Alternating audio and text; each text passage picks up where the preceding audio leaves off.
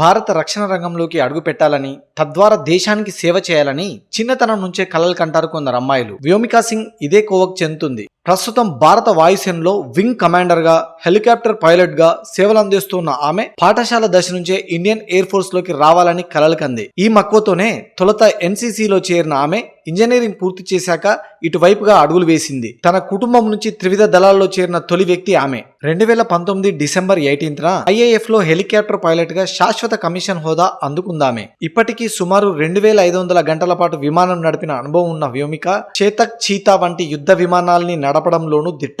ఈ క్రమంలోనే ఈశాన్య రాష్ట్రాలు జమ్మూ కాశ్మీర్లోని పలు హింసాత్మక ప్రాంతాల్లో నిర్వహించిన పలు ఆపరేషన్లలోనూ భాగమైంది. 2020లో అరుణాచల్ ప్రదేశ్ లో నిర్వహించిన రెస్క్యూ ఆపరేషన్ లో కీలక పాత్ర పోషించిన ఆమె మంచులో చిక్కుకుపోయిన వందలాది మంది సైనికుల్ని సురక్షిత ప్రాంతాలకు చేర్చి తన ధైర్య సాహసాల్ని ప్రదర్శించింది. ఆ మరుసటి సంవత్సరం హిమాచల్ ప్రదేశ్ లో మణిరంగ్ పర్వతయాత్ర చేసిన పూర్తి స్థాయి త్రివిధ దళాల మహిళా బృందంలోనూ పాల్గొంది. ఇక ఇప్పుడు ఆపరేషన్ సింధూర్ విషయాల్ని పంచుకొని మరోసారి అందరి దృష్టిని ఆకర్షించింది డేరింగ్ ఆఫీసర్.